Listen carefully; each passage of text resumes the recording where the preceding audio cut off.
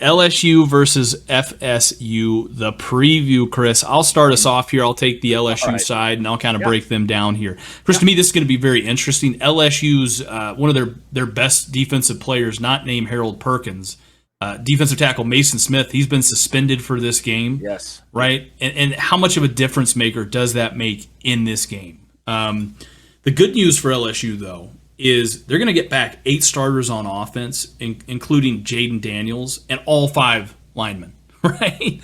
They have weapons in the passing game to take that next step, and they can keep up with FSU in that secondary. To me, and we kind of touched on this guy, Harold Perkins, one of the best defensive players in the country. I mean, he's going to look to lead this defense, and they even have Mekhi Wingo. They can step up and play that other defensive tackle spot. I think he's kind of played himself as a fringe All-American, in the loss of Mason Smith. So, but can they step up and do enough to kind of get that stop and slow down Jordan Travis and Florida State early in this one? That's the biggest question mark. Especially if the front 7 does well, then that should take off a lot more pressure on that secondary. Obviously, LSU's been known as DBU forever, right? Wide receiver U, DBU, whatever you want to call it. To me, for LSU, the biggest question mark is going to be, can they set that tone in the front 7 and take some pressure off of that secondary?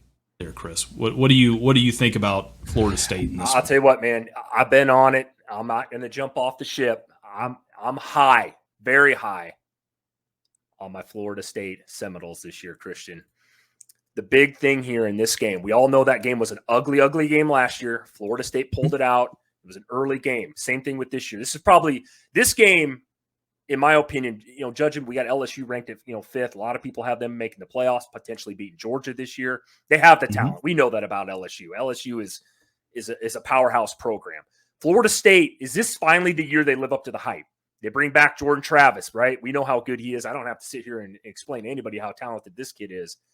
The big thing that I love about Florida State, though, they got 6'7" Johnny Wilson out there, dude. This guy's a monster of a man at wide receiver.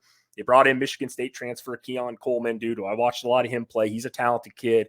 And they also got a really, really, really good tight end, Jaheim Bell from South Carolina. Florida State needs to be able to throw the football. Jordan Travis, we all know, can run it. He's dual threat. He's high octane.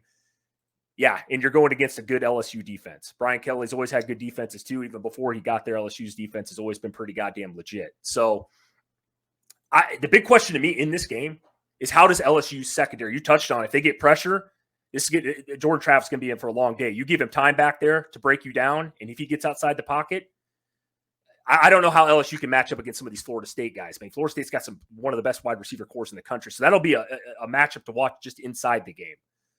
Yeah. The big thing for me here, though, is this game, as I was saying, we're going to look back on it at the end of the year with LSU and or Florida State, and they're going to point to this. Well, you guys lost to Florida State, or if FSU does win the ACC title and they're trying to get in, let's say, for a playoff spot, they're going to look back and say, well, you guys lost to LSU. It's going to knock them. This game is huge. I mean, I shouldn't have to explain that to anybody. This is probably my favorite game on the slate, just because it's on a Sunday night. I believe it's the only game that on that Sunday, Christian, next weekend, 7 days from now. I mean, this game is going to be highly watched. I'm so excited just as a college football fan to watch this game, just because of the sheer amount of talent on both teams. But Christian, I'm going to give you my prediction here if you don't mind. Yeah, go for it. Yeah, give me Florida State, 31-28, late field goal, baby. I'm calling. I know they're 3-point dogs. Give me Florida State, baby. All right. My score prediction on this: LSU 35, FSU 28. That's the way I see it. Okay. I think again, last year was a close game. I think again this year it'll be a close game. Obviously, we saw these two teams look totally different than they did to start the year off. I think they're both going to have some momentum that rides early in this game, and it's just going to be a good game to watch. I mean, again, that's the biggest thing here. I think it'll be a close game. I know obviously fans of both fan bases are going to probably say that, obviously there's no chance that either one of the other teams keeps it close and it's a blowout. But again, for a college football fan, this is going to be a good one, dude. Oh God, man. I am this. I've been waiting for this one all year, man, or all off season. Seriously, I know it's two teams, prominent schools, blue bloods, if you want to call them that, of college football, but this game should be good, man. And as a college football fan, even though I'm rooting for Florida State, I want this game to be super close. I want it to be a freaking slugfest. and I'm going to definitely be drinking some beer. So, all right, son, we'll be pounding down some brewskis, getting ready to go. We may have to do again, I think we got a new tradition here, Chris. We started this obviously yesterday, and that is if there's a blowout, we got to do a celebratory chugging contest here to kind of make it a little more interesting, make it a little more palatable.